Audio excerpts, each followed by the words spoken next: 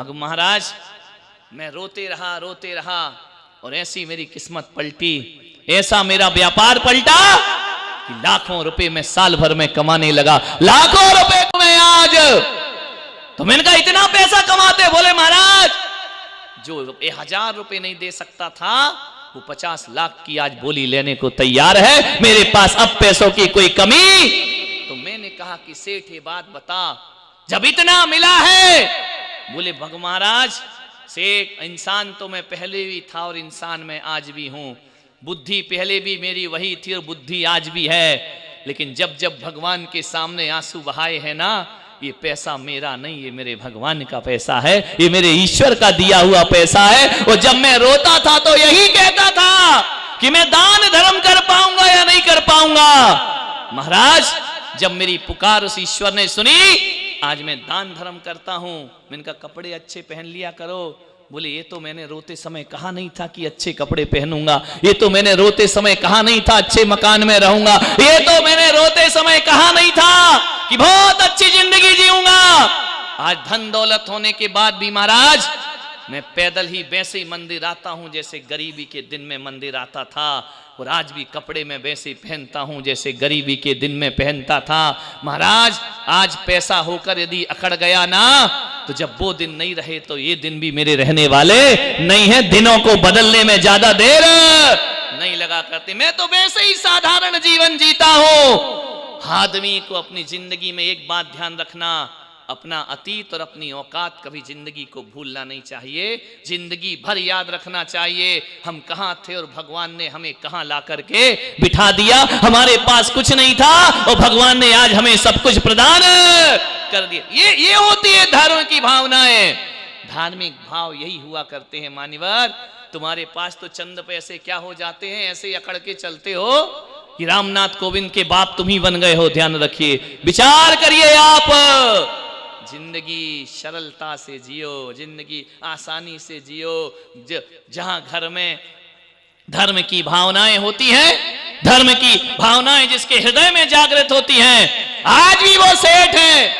मेरे पास चतुर्मास में एक बार जरूर आता है, बड़ी साधारण सी जिंदगी। और यदि मैं कह दूं कि सेठ जी इतना पैसा इस धर्म में यहां लगाना है, आंखों में आंसू भरता है। मेरा कुछ नहीं है, सब मेरे भगवान का दिया हुआ है। मेरे पास यदि होता तो बचपन से ही होता।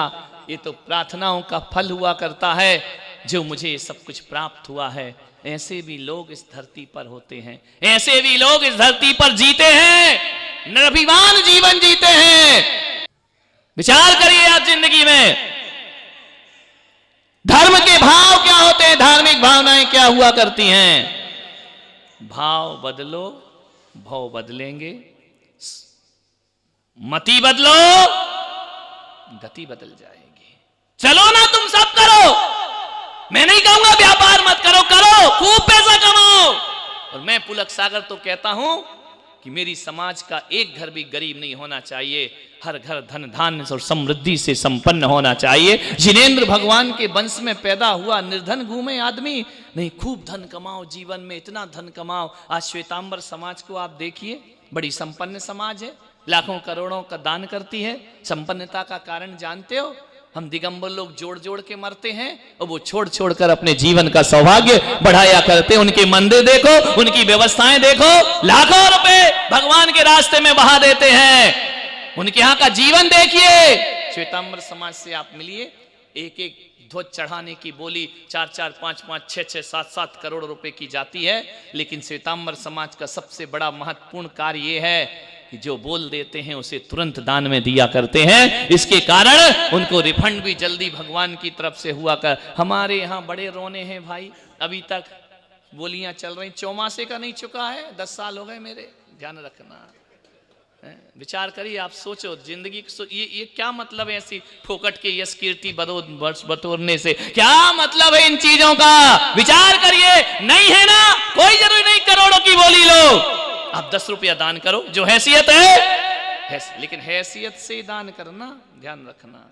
मेरे पास भी आते, मैं कहता हूँ भैया एक जिन शरणम में मूर्ति नहीं महाराज नहीं दे सकता। मैंने कहा बोल, पहले बोल जिनवाणी पे हाथ रख के तेरी औकात नहीं। बोले औकात तो है। मैंने कहा फिर क्यों मना कर रहा है, तो ले लो महाराज। विचार करिए, सोचिए, होने के बाद मना करता है, वो आदमी अगले जन्म में निर्धन और कृपण पैदा हुआ करता है। तुम्हारे पास है, लुटाने का प्रयास करिए। ध्यान रखना, धन जोड़ना बड़ी बात नहीं हुआ करती है, जोड़ने के बाद छोड़ना दुनिया में सबसे बड़ी बात हुआ करती है। वो धनवान हुआ करता है। धनवान वो नहीं है जो जोड़ जोड़ के मर जाए। विचार करिए, धनवान वो है जो जिन शासन की राह में मुक्त हस्त से दान किया करता है। ध्यान रखना, वो धनवान। बोलिए, चामुंडराय धनवान है किस लिए? महल बनाया, पूरे दक्षिण में जाके देखना एक कमरा भी उसका दिखाई नहीं देगा। चामुंडराय धनवान इसलिए है कि गोमटेश्वर बाहुबली भगवान की प्रतिमा को स्थापित किया है हजारों हजारों वर्षों के लिए। धनवान कौन है? कौन होता है धनवान? जिसके मरने के बाद 100 साल दुनिया याद रखे। ध्यान रखना, पुण्यवान कौन होता है? जिसकी मृत्यु के बाद 100 साल तक दुनिया याद रखे। बाहुबली भगवान का कितना समय हो गया? 1000 वर्ष हो गया मेरे भाई। 1000 वर्ष भी बाद चामुंडराय याद आ रहे हैं। आपको याद रखेंगे क्या? बोलो पीयूष, खड़े हो, थोड़ा खड़े हो जा बेटा, घबरा नहीं, दीक्षा नहीं देंगे। तुमने पहले ही इंतजाम कर लिया नहीं लेने का। तुम्हारे पापा का नाम क्या है? उनके पापा का नाम क्या है? उनके पापा का नाम क्या है? उनके पापा का क्या नाम है? 3 में ही अटक गए, नहीं मालूम? अपने पापा से पूछ के बता सकते हो। पता चला उनके भी यही हाल है। बैठ जाइए आदमी, 1 पीढ़ी, 2 पीढ़ी, 3 पीढ़ी, जोर लगाओ। 4थी पीढ़ी और जोर लगाओगे, 5वीं पीढ़ी, 6वीं में तो टाए टाए फिर कोई नहीं बता पाएगा, यहां वहां देखने लगोगे। ध्यान रखना, 6वीं पीढ़ी को भी कितना समय हुआ होगा? 100 साल भी जोड़ो तो 600 ही साल हुए होंगे। ध्यान रखना, 1 पीढ़ी 2 पीढ़ी के बाद दुनिया नाम भुला देती है, लेकिन ऐसा काम करते जाओ कि हजारों पीढ़ियां भी तुम्हारा नाम स्मरण में रखें, सदियों सदियों स्मरण में रखें। और वह यदि कोई होता है, चामुंडराय का नाम हजारों वर्ष से है। एक ग्वाले ने हाथ लगा दिया महावीर के रथ को, टीले से बाबा निकाल दिया, उसका नाम अमर हो जाया करता है। केवल दौलत से ही नाम अमर नहीं होता है, कामों से भी नाम अमर हो जाता है। कोई मूला जाट पद्म प्रभु को निकाल लेता है जमीन से, नाम अमर हो जाया करता है। और कोई अंधेश्वर से भगवान को जमीन खेत में से निकाल लेता है, उस व्यक्ति का नाम अमर हो जाए। कुछ ऐसे काम करो अपनी जिंदगी में, बेकार के कामों में मत लगिए। आप कहते हैं धर्म बेकार की चीज है, मैं पुलक सागर कहता हूं होगी बेकार की चीज, लेकिन कभी कभी बेकार भी सरकार का काम बन जाया करता है। बेकार चीज भी बहुत ज्यादा महत्वपूर्ण हो जाया करती है। माला पाठ पुराण ध्यान रखिए, कुछ अपने जीवन में प्रेरणा लेकर के जाइए, प्रेरणा देकर के जाइए। तो आपका जिन शासन, आपसे यदि कोई पूछे, आप जिन शासन की कमियां तो बहुत निकालते हैं। कोई आदमी यदि बड़ी प्रतिष्ठा बड़ा विधान कर दे, 1000 लोग कमियां निकालेंगे। आप एक बात बताइए, ये मंदिर है, अभी कोई को भेज दो कि बता देगा ये कमी है, एक पिलर कैसे है, ये मेहराब कैसा बना है, यहाँ ये व्यवस्था नहीं, यहाँ वो व्यवस्था नहीं है। एक बात बताऊं, एक आदमी ने बहुत सुंदर पेंटिंग बनाई, इतनी सुंदर पेंटिंग बनाई, उसने जाकर के अपने गुरु से कहा कि गुरुजी ये पेंटिंग सुंदर है। गुरुजी ने कहा बहुत सुंदर है, उसमें बोला कि इसमें कोई कमी हो तो बता दीजिए, मैं उस कमी को सुधार लूंगा।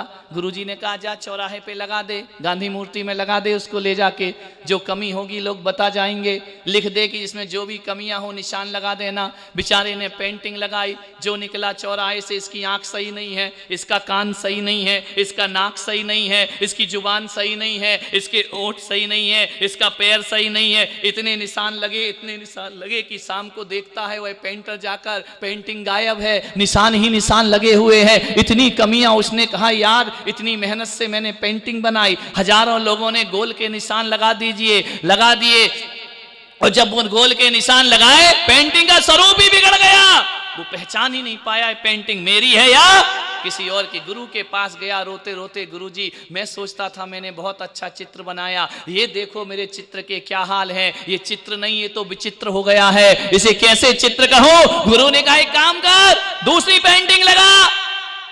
तो बोले क्या करूं? बस दूसरी पेंटिंग गांधी मूर्ति में लगा दे, वो लिख देना इसमें जो कमियां हो वो सुधार के जाओ।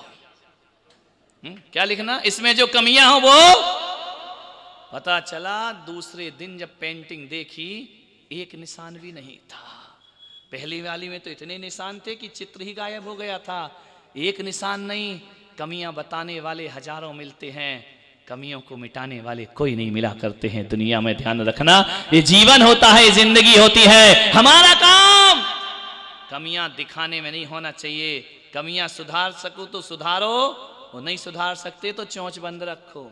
ध्यान रखिए, आदमी फोकट में ही बोलता है, फोकट की राजनीति करता है। तुमने ऐसा कर दिया, तुमने वैसा कर दिया, तुमने ये नहीं किया, तुमने इतने पैसे बर्बाद कर दिए, तुमने ये बर्बाद कर दिया, तुमने वो बर्बाद कर दिया। लेना देना कुछ है नहीं, मुंह चलाना है फोकट का। ध्यान रखिए मान्यवर, आप जैन हैं, किसी पंडाल में कचरा पड़ा है, आप कहते हो कमेटी ये व्यवस्था करती है, सफाई नहीं कराती, कचरा पड़ा है मंदिर के पंडाल में। अरे आप जैन होते ना तो इतना मुंह नहीं चलाते, कचरा उठा के एक तरफ फेंकते, इसमें कमेटी का इंतजार नहीं करते। ध्यान रखना। लेकिन जिसको कुछ नहीं करना है, फोकट की राजनीति, फोकट की बातें करना है, उस इंसान से कभी जीवन में धर्म नहीं हुआ करता है।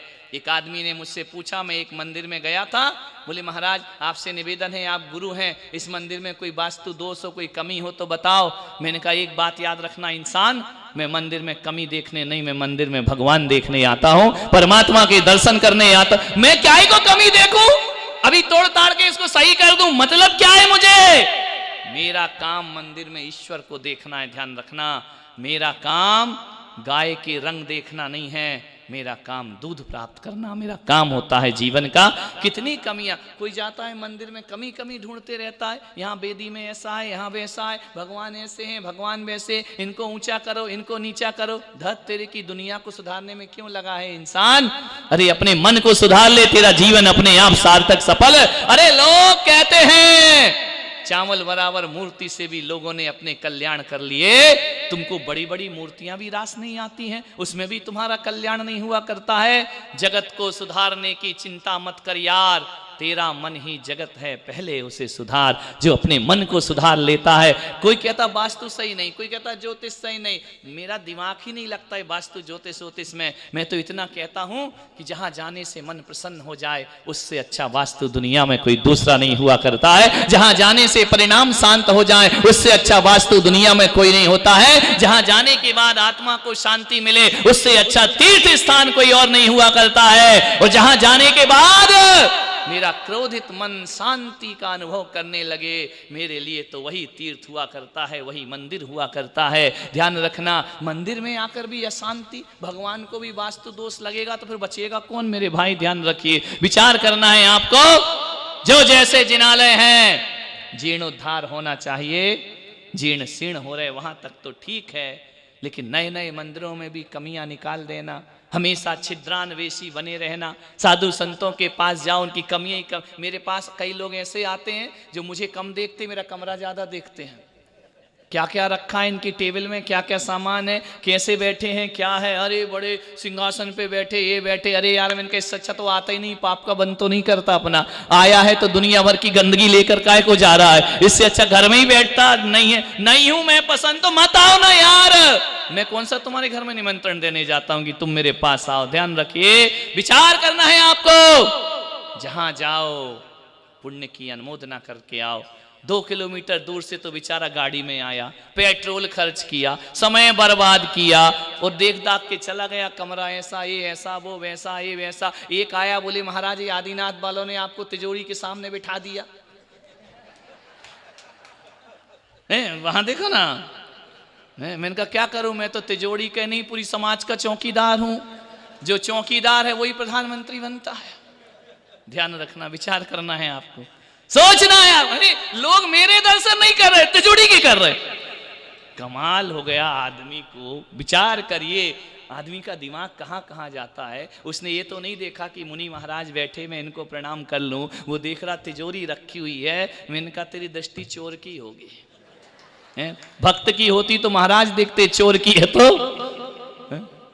आदमी क्या क्या सोचते रहता है दिन भर, ये ऐसा वो वैसा। एक जगह क्या हुआ, मैं ग्वालियर में था, एक महाराज मेरे साथ थे। ग्वालियर में एक चंपा बाग का मंदिर है, 20 पंथ संप्रदाय का मंदिर है। मैं वहाँ मंदिर में दर्शन करने गया, एक महाराज मेरे साथ गए, दूसरे संघ के थे, हम लोग मिले। मैंने कहा चलो दर्शन करते हैं। दर्शन करने जैसे ही मैं गया, वो महाराज तो दरवाजे से ही लौट गया। अरे मैंने कहा क्या हो गया? मैंने कहा कोई गलती हो गई क्या? बोले गलती नहीं होगी, मैं दर्शन नहीं करूंगा। बोले क्यों? बोले भगवान के ऊपर फूल रखा है चरणों में, मैं भगवान को प्रणाम नहीं करूंगा, ये तो पाप है, ये तो परिग्रह, ये तो हिंसा है। तो मेरे से बोले कि आपने दर्शन क्यों किए? मैंने कहा मैंने दर्शन इसलिए किए, तुम फूल देख के लौट गए और मैं भगवान देख के अंदर चला गया, फर्क क्या पड़ा करता है? दृष्टि किस पर है? मैंने कहा मैं तो आया था दर्शनम देव देवस्य दर्शनम पापनाशनम दर्शनम स्वर्ग सोपानम दर्शनम मोक्ष। और तुम कहां गेंदा गुलाब केवड़ा जूही चंपा चमेली में लग गए?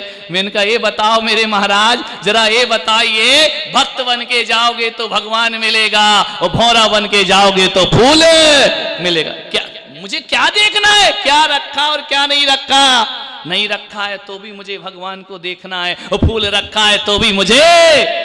कैसी कैसी मानसिकताएं, संतों का चोला लेकर इतनी छोटी सी सोच रखा करते, क्या फर्क पड़ता है? क्या दिक्कत है भाई? देखना किसे है? बता, एक बारात जाती है तो लोग दूल्हा देखते हैं या घोड़ा देखते हैं? ईमानदारी से बता, घोड़ी को देखते हैं या दूल्हे को देखते हैं? घोड़ी कितनी भी सजी हो, ध्यान काय में जाता है? दूल्हे पे जाता है ना। तो दूल्हा देखना या घोड़ी देखना? विचार करिए, दुल्हन देखते हो या उसकी डोली देखते हो? डोली कोई नहीं देखा करता, दुल्हन देखी जाती है, दुल्हन चाहिए। विचार करिए, सोचना है आपको, ऐसी ऐसी बातों में मन को विक्षिप्त मत करिए।